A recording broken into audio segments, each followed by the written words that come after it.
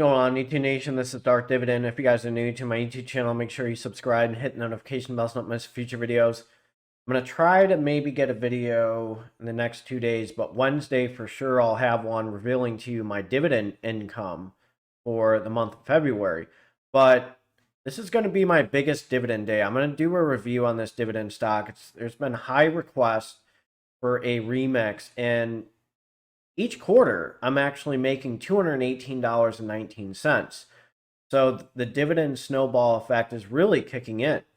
And by the way, I do have a lot of reviews to do, so I haven't forgot those. Close-ended funds, I'll probably do those last. I really like doing individual dividend stocks. But this is a big dividend day coming up at the end of February. I'm not sure if I'm going to get it February or March, but it is huge. If you're new to this YouTube channel, make sure you subscribe and hit the notification bell so you don't miss future videos. Smash that like button. Let's check this stock out right now. And that stock is known as Arbor Realty Trust. It's sitting at $15.28. Average volume 1.82 million. The market cap is 2.75 billion US dollars. This is a mortgage-backed real estate investment trust that has destroyed the S&P in the past 5 years, which is almost unheard of.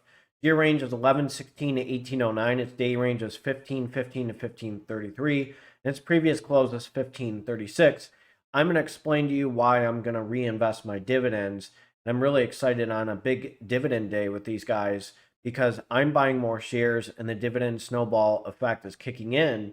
And this, so far, this is my flagship dividend stock. Now, if something changes, obviously a recession or something happens with the stock market, or real estate, these guys can take a little bit of a hit. So, there's always a risk. And that's why I tell people don't have all your eggs in one basket. So let's check these guys out. So here's some things about Arbor Realty Trust, being a mortgage-backed real estate investment trust. So they're a top 10 in 2021, 15th year in a row. Fannie Mae DUS multifamily lender, a top 10 lender by volume for more than a decade, and a repeat top small loans lender.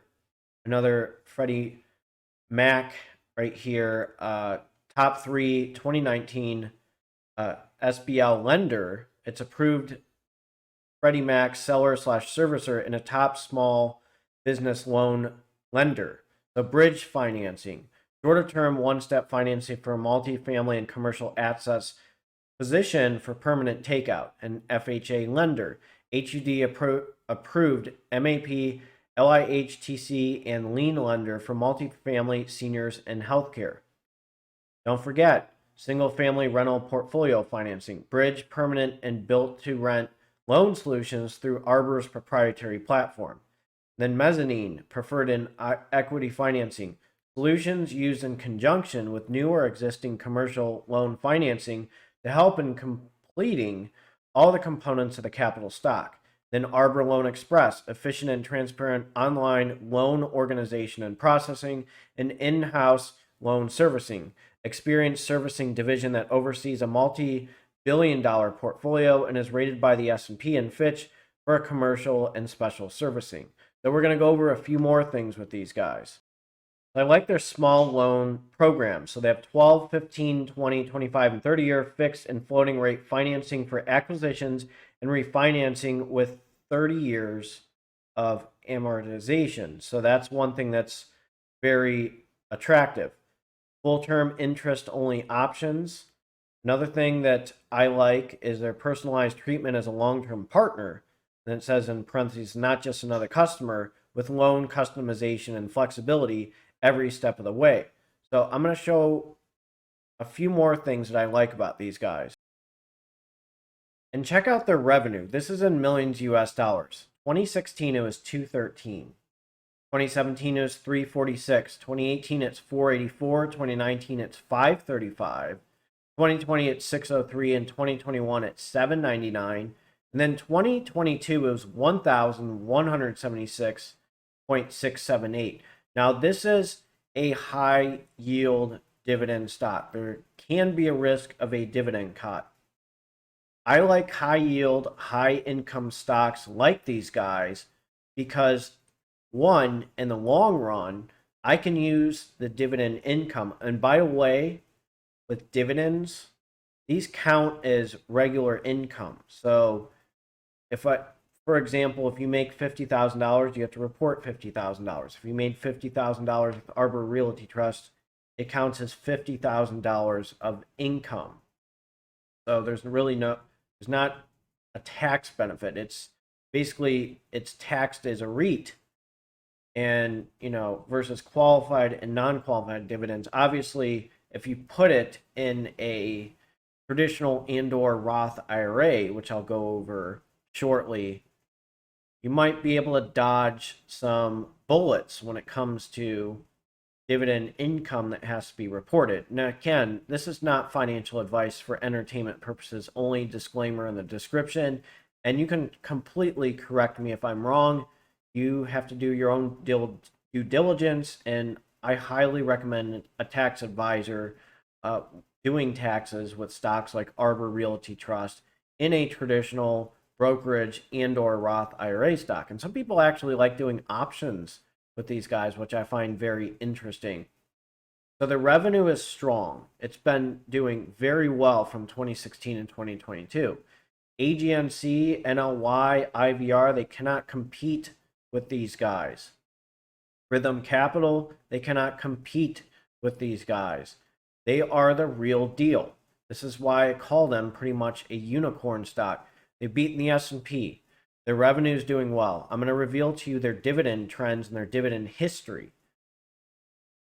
They have done extremely well. I mean, for a mortgage-backed real estate investment trust to beat the S&P, that really says something. That's how good these guys are as a company. Now I'm going to jump to their dividend history. Let's start in 2012. These guys were starting to recover from the recession. So 2012 was 8 cents to 10 cents. 2012 is 11 cents. 2013 it's 12 cents. 2013 it was 13 cents. So it was a little stagnant. 2014 and 15. 2015 it was 15 cents. 2016 it was 16 cents. 2017 it was 18 cents. 2017 it was 19 cents. 2018 it's 21 cents. By the way, don't look at PE ratio when it comes to real estate investment trusts. Remember, FFO is important. I will go over that before I conclude everything. 2018 was 25 cents, 27 cents, and we got a little special dividend of 15 cents. 2019, 27 cents. 2019, 28 cents. 2019, 29 cents. 2019, 30 cents. 2020, 31 cents. 32 cents. 2021, 33 cents. 2021, 34 cents. 2021, 35 cents. And then 2022, they jumped to 37, 38, 39 cents, and they just cracked 40 cents in March of 2023. They're still stagnant there. Right here in 2022, they cracked 40 cents. So their dividend growth in 5 years is 11.83%. The number of dividend increases in the last 5 years is 17. If you bought one share, you made 160 with a 10.47% dividend yield. Payout ratios are really high, but remember, 90% of what a real estate investment trust makes has to go back to investors. So these guys are a high yield dividend stock. They have high dividend growth, which is important. I like getting raises. I'm sure all of you do. And these guys run circles around NLY, AGNC, the other mortgage-backed REITs. None of them can compete with them. And actually, the dividend growth is pretty strong, like Prologis and many other dividend stocks. Public Storage, that's a pretty high dividend growth rate.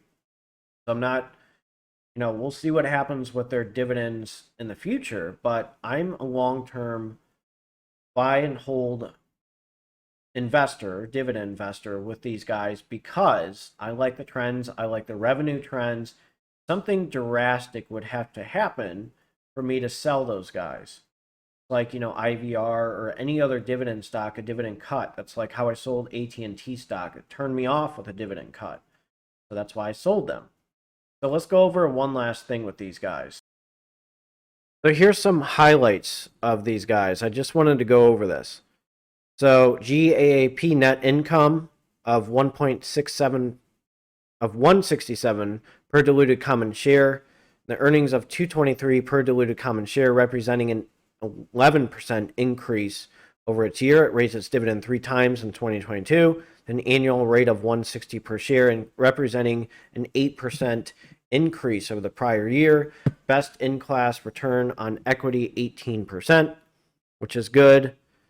Right here, on the 17th, they also announced financial results of the fourth quarter. Arbor reported net income of $88.2 million or 49 cents per diluted share, compared to the net income of $106 million or 71 per diluted common share in the quarter of December 31st, 2021. Net income for the year was $284.8 million or 1.67 per diluted share, compared to the $317 million or 228 per diluted common share in December 31st, 2021. I'm going to go on the FFO per share. This is on Guru Focus. I really like this. So FFO per share quarterly is 0.54, and annually it's 2. So that's according to Guru Focus. So that's one thing that's very interesting with these guys. And we'll see how things go. Again, I'm a long-term dividend investor. I would like to see, dividend hikes, but we'll see. So, they didn't hike it recently, but I'm going to feel strong with these guys, and we'll see what happens. So if you're new to this YouTube channel, make sure you subscribe and hit the notification bell so you don't miss future videos. Make sure you smash that like button, because this is another remix. So a lot of you guys wanted a remix. You guys take care and have a good one. I can't guarantee I'm going to post one on Monday or Tuesday, but you saw me go live last night, and that was mostly the people that hit the notification bell saw that. So that's one perk of hitting the notification bell after you subscribe. Take care and have a good one.